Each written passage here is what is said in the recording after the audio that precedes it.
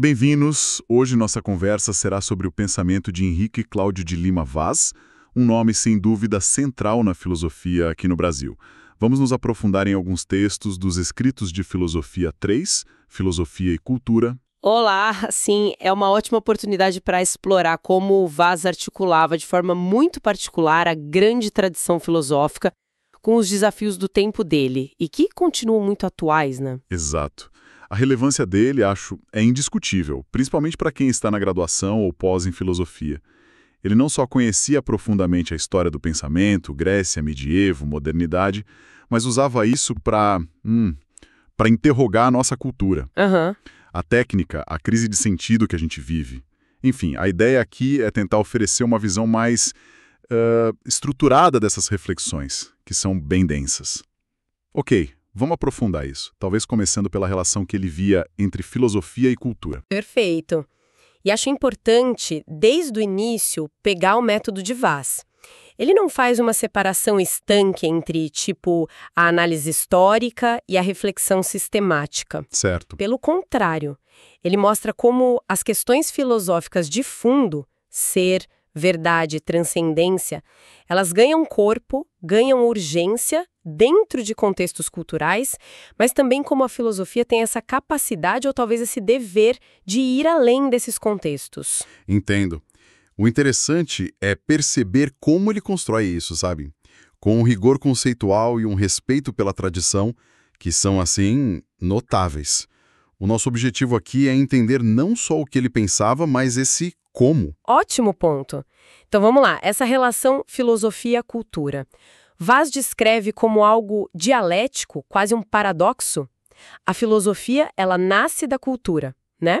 É fruto dela. Sim, o solo cultural, como ele diz. Mas, ao mesmo tempo, ela precisa fazer uma ruptura com essa cultura, não é?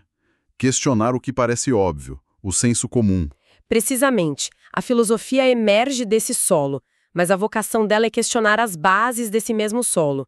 Ela não é uma aceitação passiva das verdades que circulam. Pelo contrário, ela exige justificação, ela busca o fundamento. É um movimento duplo, então. Exato, é um movimento de imanência e transcendência, ao mesmo tempo.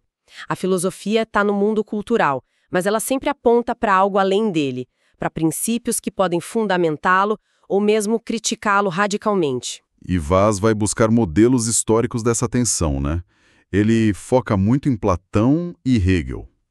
Como ele lê esses dois gigantes nesse contexto específico? Sim, são os dois grandes paradigmas que ele analisa. No caso de Platão, por exemplo, a filosofia parece surgir como uma resposta bem direta a uma crise, né? A crise da cultura ateniense. Exatamente. A polis estava em crise e a filosofia platônica se apresenta quase como uma terapêutica para a alma, tanto individual quanto coletiva. Uma cura. Isso, uma terapia. A dialética em Platão seria o caminho para essa conversão da cultura, afastá-la das sombras da opinião, da doxa e orientá-la para a luz da verdade, a aletheia, e em última instância para a ideia do bem. É uma filosofia que busca curar, ordenar a alma e a cidade. Entendi. Uma filosofia como terapia. E o modelo hegeliano? É bem diferente, imagino. Sim, é distinto. Para Hegel, a filosofia não é tanto uma intervenção externa para curar a cultura, mas ela é a própria cultura tomando consciência de si mesma. É o seu tempo apreendido em conceitos, como ele famosamente diz. A autoconsciência da cultura. Isso, a filosofia hegeliana busca a Verzoning, a reconciliação. Reconciliar as fraturas, as alienações da modernidade através da Erinnerung, que é uma espécie de rememoração compreensiva, sabe? O percurso que o espírito fez até aquele momento histórico. Interessante. São dois modelos com propósitos diferentes. Um de intervenção, de cura, Platão, e outro de autoconsciência e reconciliação, Hegel. E como Vaz transporta isso para a nossa época, para a cultura contemporânea? Qual a função da filosofia hoje, segundo ele? Olha, o que é fascinante aqui é que Vaz usa esses modelos justamente para iluminar a nossa situação. Ele percebe que a filosofia hoje continua tendo essa função crítica e, de certa forma, fundante. A função de obrigar a cultura a dar razão de si mesma. A se justificar, digamos. Exato. A justificar seus valores, suas práticas, seus fins. Só que essa tarefa se torna imensamente mais complexa no que ele chama de pluriverso cultural contemporâneo. Pluriverso. Gostei do termo. Isso se refere à fragmentação que a gente vive? À coexistência de lógicas diferentes? Justamente. É um mundo marcado pela hegemonia de uma racionalidade mais técnica, sistêmica, né? Pela influência gigantesca da tecnociência, pela cultura de massa. Certo. Nesse cenário todo fragmentado, onde diferentes universos de sentido coexistem e muitas vezes entram em choque, qual é o lugar da filosofia? Ele questiona isso, especialmente na universidade, que em tese deveria ser esse espaço de diálogo crítico entre esses universos, mas que muitas vezes acaba sucumbindo também à lógica instrumental, né? Sim, a lógica do mercado, da eficiência. Pois é. Então, a filosofia se vê constantemente desafiada a manter essa sua vocação de questionamento radical, de busca por fundamento, nesse contexto tão plural e muitas vezes confuso. Essa tensão nos leva quase que naturalmente a um outro pilar do pensamento de Vaz, que é a metafísica, né? Ele é um defensor da relevância dela, mesmo numa época que, volta e meia, decreta o fim da metafísica. E aí, Tomás de Aquino se torna central para ele. Por que essa aposta tão forte em Tomás? Vaz via na metafísica de Tomás de Aquino uma profundidade e uma atualidade que ele achava surpreendentes. Ele argumentava, e com muita força, que as críticas modernas e contemporâneas à metafísica, incluindo a de Hegel e a de Heidegger, muitas vezes não pegavam o ponto central do pensamento de Tomás. E qual seria esse ponto? É aqui que a coisa fica realmente interessante. A chave, para Vaz, está na originalidade radical de Tomás ao pensar o ser. E faz uma síntese muito particular, né, entre a tradição grega do ser, como essência, a ousia, e a revelação bíblica da criação, de Deus como aquele que é. Exatamente, e o ponto nevrálgico dessa síntese, na leitura que Vaz faz, é a doutrina tomista do juízo, e a operação intelectual que Tomás chama de separatio. Separatio. Separação? Isso, mas não é uma simples abstração de conceitos, entende? No ato de julgar, por exemplo, Sócrates é humano ou o mundo existe, a inteligência, segundo Tomás, realiza uma separação entre a forma, a essência, e o ato de existir, o esse. E é esse ato de existir, o esse, que se revela como objeto próprio e último da metafísica, da filosofia primeira. Então, o esse não é só um conceito tipo ser humano ou mesa, mas é o ato mesmo de existir, a realidade mais básica de qualquer coisa? Precisamente isso. O esse é ato, é perfeição. É aquilo que faz com que uma coisa seja, e não apenas seja algo. É a atualidade radical do ente. E, o que é crucial, esse finito das criaturas remete por participação ao ipsum esse subsistens, o próprio ser subsistente que é Deus. Entendi. Para Vaz, entender isso é fundamental, porque a metafísica tomista, centrada nesse ato de ser, escaparia daquela crítica famosa de Heidegger de que toda metafísica ocidental teria sido um esquecimento do ser em favor do ente, a tal da ontoteologia. Tomás, ao focar no S, estaria justamente pensando o ser enquanto ser, na sua atualidade. Mas Vaz também mostra como essa profundidade meio que se perdeu depois, né? Ele fala numa tal virada suaresiana. O que seria isso e por que é importante para entender o que veio depois? Sim, ele dá muita importância a isso. Vaz, seguindo outros autores, como Curtini, identifica na obra do jesuíta Francisco Soares, especialmente nas Disputationes Metaphysicae, lá do finalzinho do século XVI, um ponto de inflexão, um momento decisivo que ele chama de tournant suarezziano, essa virada suareziana. E o que muda com Soares? Soares, na tentativa de sistematizar a metafísica, de dar a ela um estatuto científico mais claro nos moldes da época, acaba, segundo essa leitura, por alterar profundamente o objeto e o método dela, com consequências que vão se sentir por toda a modernidade. Quais foram as principais alterações, assim, de forma mais direta? Olha, simplificando um processo que é bem complexo, primeiro, a metafísica deixa de ter como subjectum, que seria aquilo que a ciência estuda na sua relação direta com a realidade, o ser enquanto ser, ens enquanto ens, que era acessado justamente pelo juízo que capta o esse. Certo. E passa a ter como objetum, que é o conceito que delimita o campo da ciência, o ente enquanto ente, ens ut sic. Só que esse ente enquanto ente é entendido agora como um conceito abstrato e principalmente unívoco. Unívoco, ou seja, que se aplica do mesmo jeito a tudo. Exatamente. O foco se desloca da realidade concreta do ato de ser para o conceito mais geral de ente. E qual a consequência disso? Isso acaba por esvaziar a riqueza da noção tomista de esse. O ser passa a ser tratado como conceito mais geral e, portanto, mais vazio, aplicável univocamente a Deus e às criaturas, o que faz com que se perca a noção crucial da analogia do ser, que era fundamental em Tomás. Entendo. A ideia de que o ser se diz de modos diferentes. Isso. A metafísica, a partir daí, tende a se tornar mais uma ciência dos conceitos, das representações e menos uma ciência da realidade enquanto tal, do ato de existir. Pro Vaz, essa virada meio que prepara o terreno para o idealismo moderno, para a redução do ser ao pensamento e, paradoxalmente, até para a própria crítica que Heidegger vai fazer na metafísica como ontoteologia. Porque a estrutura que pensa o ser a partir do conceito de ente já estava sendo montada ali. Faz muito sentido. É como se a metafísica tivesse trocado a exploração do território real do ser por um estudo muito detalhado do mapa conceitual do ente. E Vaz argumenta que Tomás oferecia um caminho diferente, mas mais fincado na existência concreta. Exatamente. Veja bem, ele não propõe um retorno ingênuo a Tomás, uma simples repetição, mas sim uma reapropriação crítica dessa metafísica do esse comum. Um antídoto potente contra certas derivas da modernidade. E como uma via para a gente repensar a própria questão do ser hoje, inclusive no diálogo com a ciência, com a técnica. A questão metafísica para Vaz não estava fechada.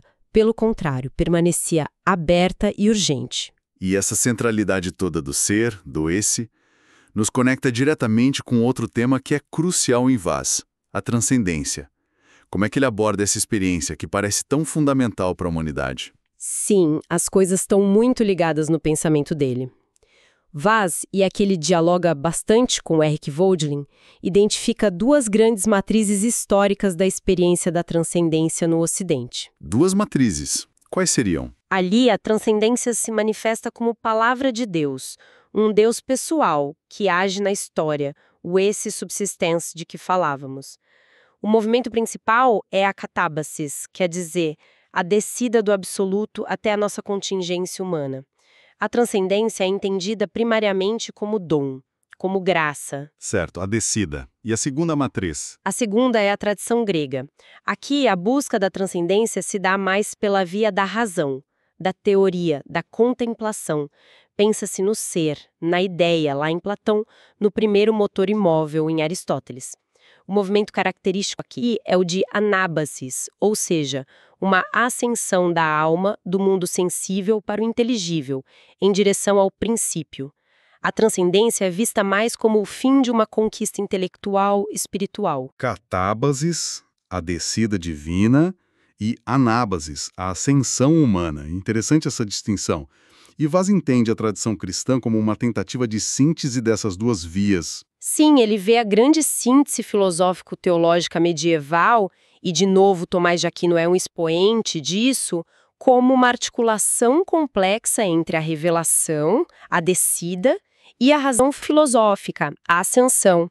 Mas, ao mesmo tempo, Weiss também diagnostica a crise dessa síntese na modernidade tardia, especialmente depois de Hegel. Como assim? A tentativa de Hegel de, digamos, absorver totalmente a transcendência na imanência da história e da razão absoluta acaba, de um modo paradoxal, abrindo as portas para o seu oposto, para o niilismo, para a perda do sentido, para a crise da própria ideia de transcendência como algo que está para além do humano e do histórico. E aí a gente chega no diagnóstico que Weiss faz da crise da modernidade. Ele conecta essa crise diretamente à crise da transcendência, então? Se a gente conectar isso ao quadro geral, sim, totalmente.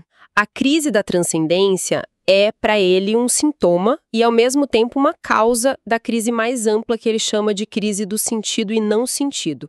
Ele argumenta que a modernidade operou uma inversão radical de valores, o modelo poético. O fazer, o produzir. Isso, o fazer, o produzir, a técnica. Esse modelo se tornou hegemônico. Ele suplantou a teoria, que é a contemplação do ser, a busca da verdade, e também a praxis, que é a ação ética e política orientada pelo bem comum. É a primazia do fazer sobre o ser e sobre o agir bem, digamos assim. Exatamente. Isso, combinado com o antropocentrismo que ele considera exacerbado e como a noção de liberdade muito desvinculada da verdade e do bem, uma liberdade vista como pura autodeterminação ou até espontaneidade. Uma liberdade sem referência? Pois é, tudo isso leva, na análise de Vasa, a uma cultura que produz incessantemente a aparência, o simulacro, e que tem uma dificuldade enorme de encontrar um sentido último para a existência.